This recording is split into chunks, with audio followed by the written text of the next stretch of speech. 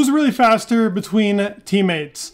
Today we're going to talk about the McLaren boys, Piastri and Norris. We're going to go into one lap where they were very close and I feel like the standards were very equal between the two of them, and analyze it and talk about each turn. Obviously Piastri's been on the uptrend since his beautiful performance in Qatar and his podium in Japan. And hinting towards that, the lap we're going to look at in Q3 is Japan, where the drivers were only 3.5 hundredths from each other. So it's very minor changes and very little things that Piastri or Norris do to actually win it out. Obviously you might know the result, but we're going to talk about it and get to an end result by the end of it. When I put this community post out, I didn't expect you guys to respond like you did, but made me very happy and I'm making the video. So if you're new here and you haven't subscribed, even if you are here, please like the video, subscribe if you haven't. It means a lot to me, and thank you so much for supporting the channel. Let's go over the teammate battle. Okay, so we have them at the starting line, obviously. Norris on the left, Piastri on the right. Let's talk about how it is going into turn 1. The video won't have sound, I can't get copyrighted on it, but I have some music in the back and we'll talk and pause the video.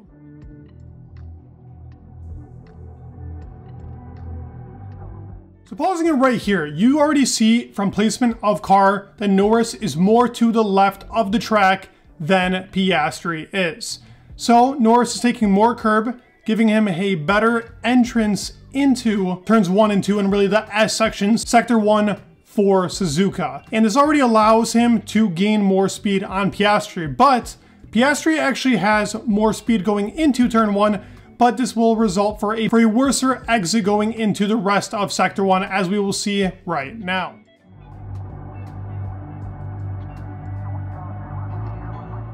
Yet again, pausing, you can see that Norris was able to take more curb. Piastri is still on the curb.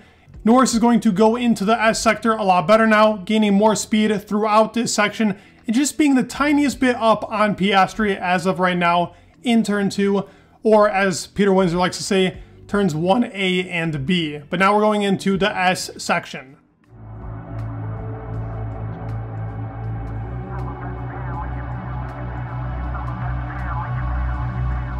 Less curb being taken by Norris and a smoother overall driving sense in general. No real corrections, just being beautiful on the wheel and perfectly nailing it when need be. That results for a better sector, and actually Piastri is in a higher gear here than Norris. So Norris is actually getting more speed throughout the section. Norris is in 5th gear and Piastri is in 6th gear. So naturally Norris is getting a little bit more speed now because of that, and Piastri is just a little slower, but being able to catch the car a little bit quicker. Now this is obviously normal. Piastri's never raced here, by the way. When he did this lap, he had never raced in Suzuka, so another huge thing to note on Piastri. Norris was able to take more curb, resulting in more speed, but also being more consistent. So through sector 1, we're almost done with it. Right now it's a straight. I'm gonna fast forward a little bit. Norris actually wins out in sector 1.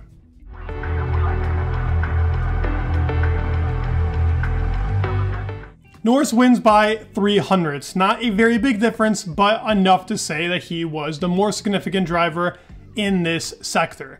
Also to note though, Norris does have a little bit more downforce than Piastri does in this Grand Prix, and he actually decided to have that set up for himself, Piastri the other way around. This will be important for later on in the lap. Okay, pausing right here. Both drivers take that corner beautifully. A very important corner to get right, because going into the next turn, this is where we'll actually see a difference between the two drivers and some corrections. So as you can see, a little bit of heavy footing by Piastri. He has to overcorrect, so a little bit of oversteer in that corner, but he's still quick on his power and is just that slightest bit ahead actually of Norris, because he was able to get to the power quicker. Even with the correction, if you do it right, your time can still be faster, even with the correction.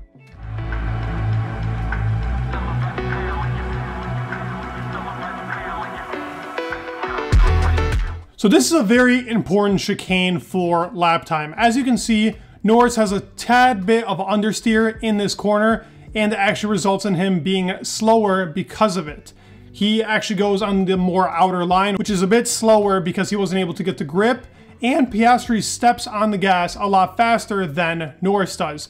This is big, getting you into Spoon and all the rest of the corners that are very important for the rest of this track, and Piastri gains a lot of time here, making a big emphasis on braking a little bit earlier but being able to actually get into that corner correctly. Norris is a little late on his brakes, resulting in a little bit of understeer, and because of that, losing out a lot of time in a very important section on the track. This section actually determines whether your lap will be good or not. There are a couple more factors that we will talk about, specifically into Spoon with Piastri and Norris.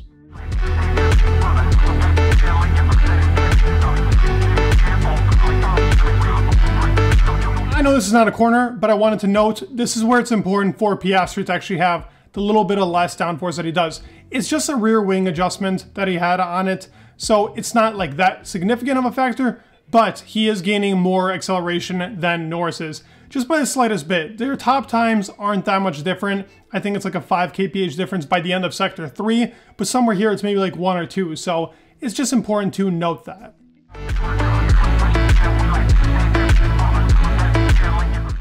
Big thing already to talk about here. Look into Spoon where Norris is and where Piastri is. Norris is more on the outside, more curved for Oscar, taking a more V-ish type turn into Spoon. This is very important because he's actually able to brake a little bit earlier, making it better for him on exit, as we will see right now. And now it's the opposite. Oscar was able to take a little bit more curb on the inside, has that acceleration now going into the straight. Already with less downforce, he will gain the advantage here onto Norris. We're coming up to the end of sector 2. Who do you think did better? It's obviously going to go to Piastri, who got the chicane perfectly down as Norris had a little bit of understeer. And going here into Spoon, yet again, a bit more understeer from Norris. Even with the more downforce setup, he's braking a little too late and not hitting those apexes perfectly like Piastri just demonstrated. These are the main factors into real time and how much you can gain speed into Suzuka, but also with driving style.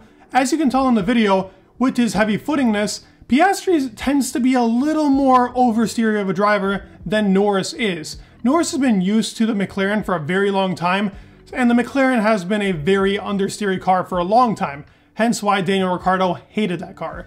And a lot of drivers do not like it, but Carlos Sainz was able to adapt to it, but he was a understeery driver. It just goes to show that you have to be very adaptable with your car. Norris adapted his style. He's not like an understeer driver, but he likes a balanced car. Obviously, every driver does, but if you had to have a preference, that's why Oscar went with a little bit more lower downforce, as you can kind of tug the car a little bit more, and he steps on the gas a bit quicker to actually be able to turn the car a bit more as well. This helps him in both the chicane and in Spoon. So let's fast forward. We don't really need to see 130R and go into the very last section of the chicane. By the way, Piastri does take this sector. Takes it pretty nicely as well. This is where he gained a good amount of time on Norris.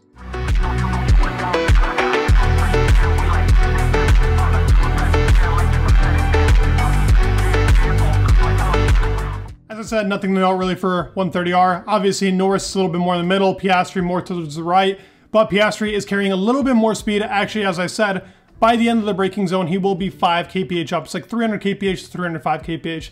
So the slightest bit more towards Piastri, but this doesn't really result in a bigger lap time, but I'll show you what does.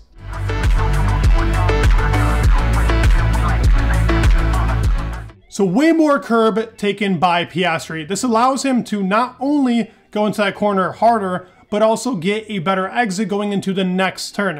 If you see the positionings of the car, look at where Norris is, look at where Piastri is. Piastri is in the better position currently. Norris is in a more insignificant position when it comes to setting the car into your next turn. So let's see what happens now.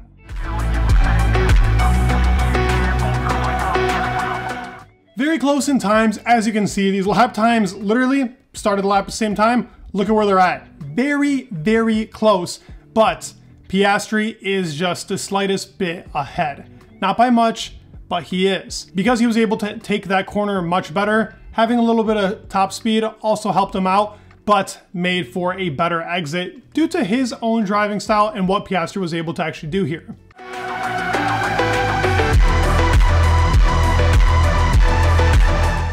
last thing to note for the video is that Piastri actually takes a shorter line, which might look a little slower on camera, but is the faster line because you're finishing the lap faster. And just slightly, Lando gets a bit of oversteer into the last corner. What this does is actually makes Piastri the winner of the lap times. And I'm talking about literally by 3.5 hundredths. It's insane how quick of a lap this was, and it comes to show you Oscar is a very adaptable driver. They're very close. I mean, this is why I picked this, because it comes to show you this little guy's got talent. Holy, he's got talent too in Suzuka. Do this, perform like this on a track that he's never really driven on, to make a lap out of thin air really, because he's only had 3 practice sessions, goes into that qualifying and beats Lando, who's an insane qualifier. It comes to show you the little differences that he makes actually helped him perform. Now, setup is important. So for Piastri, he went with lower downforce. I guess that was the better setup, but Norris should have been a lot more ahead of Piastri in Sector 1. He only had like 3 100ths on him, which is not really much. And Piastri was able to make that up in Sector 2 through the chicane, through a spoon. And in Sector 3, he had the better time just off of the straight alone. He practically gained a 10th and into the last sector. But it was very close and very close margins at the end of it. Norris just had that little bit edge on him in the beginning. Piastri ruled towards the end. But what are your thoughts on these two drivers? It's been a very close battle. Maybe some other laps we can go about. And comment down below who else you would like to see for this teammate real battle, and who are in some laps that we can analyze and talk about together. I'd love to do this more. I hope you guys enjoyed the video. Please leave a like, subscribe. It would mean the world. And peace.